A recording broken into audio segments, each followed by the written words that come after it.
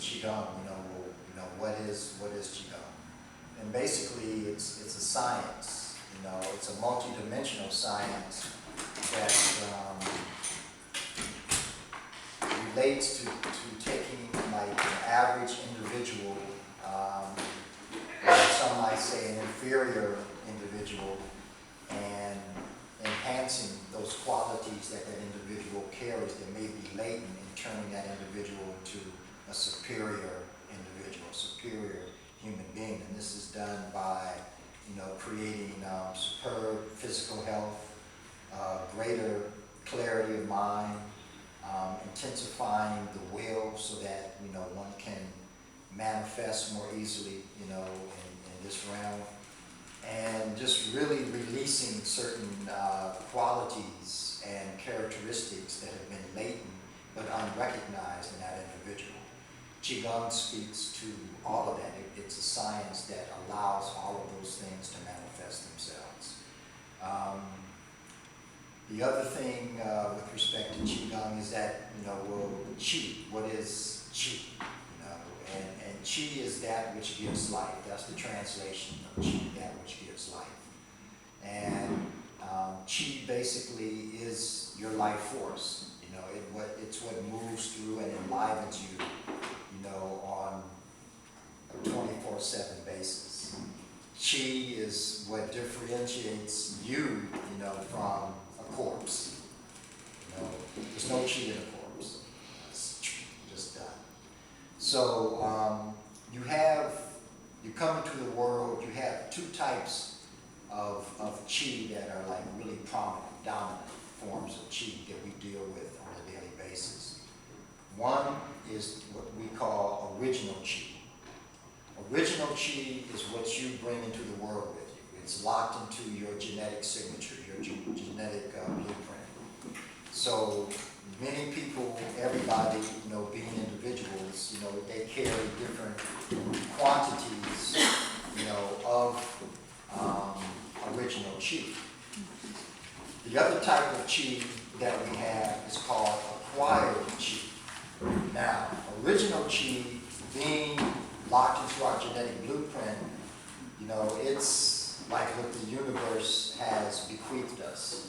It's what we're working with on a daily basis, and how we work with that, how we expend that, how we use that up, will depend on if it's going to be there for us, when we get in really severe situations where we need that original life force. Original Qi, women lose it through menstruation, the loss of blood, and through childbirth. Those are two of the major dominant ways, that women lose original Qi. Men lose original Qi, through, ejaculation. So all of the things that go into like creating this quality, high quality vibrational frequency of life force that moves through the Qi in the body is expended through either childbirth, loss of blood, and semen. Semen is, to a man with blood is to a woman in terms of the creation, of life force. So semen in a man, literally, the body takes that and alchemically transforms that into pure life energy, into pure life force, into Qi. And it does the same thing with blood in a woman's body.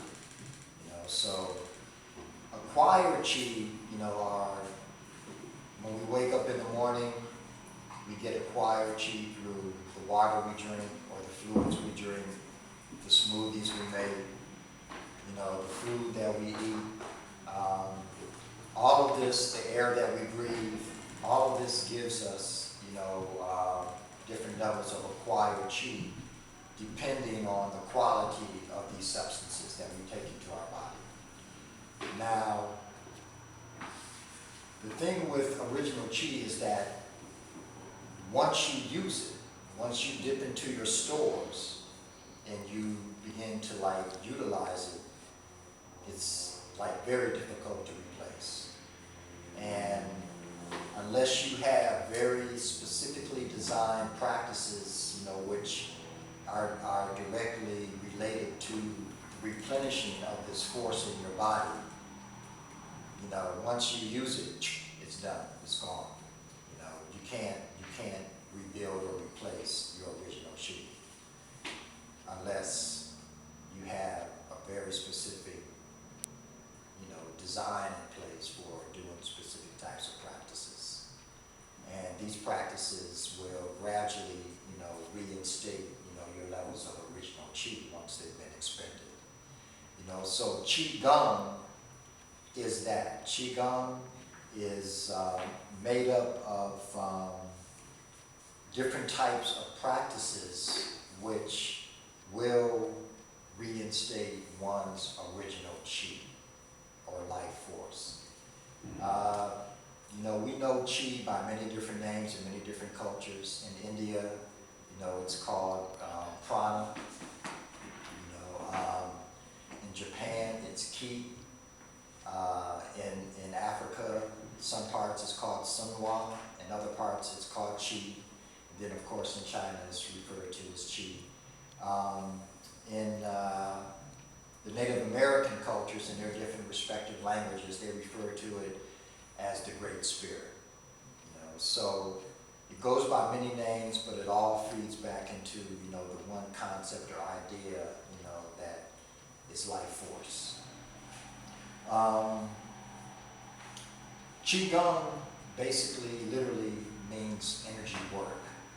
So the purpose of Qigong is to learn how to take this Qi, cultivate this Qi, build this Qi in your body, and then move this Qi, this life force, from one area of the body to another, so that certain areas that, you know, become deprived, you know, or deficient, you know, in this life force, you can then move the energy into these various areas, you know, to reinstate the life force in certain, like, you know, physical areas like shoulders, arms, into organs, a lot of different things you can do, but that's basically the cultivation, you know, dynamic of Qigong, is learning how to cultivate and then move this life energy throughout your body, and eventually learn how to do this with just your mind alone.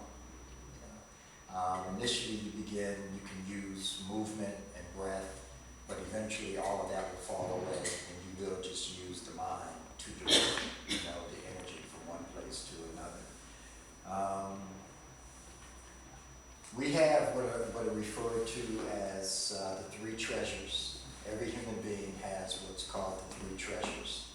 The three treasures deal first with what's called Jing in the body. And all different cultures, you know, though they may have different terminologies, they all have, you know, these principles that are at work, you know, in their transcendental sciences. And the Jing basically is that which we derive from sperm and ovarian power. And it basically supports the essence of the physical body. And then you have Qi, which of course, which I just said, is life force. And the Qi also is inclusive of our thoughts and our emotional fields. They all kind of like blend in and work with one another in that capacity. And then there's Shen. And Shen is essentially spirit or spiritual power. So when you look at the system of Qigong and the way it's designed, it has different sets of practices, you know, which allow the cultivation of all these different aspects, elements, or dynamics, you know, to be known or realized.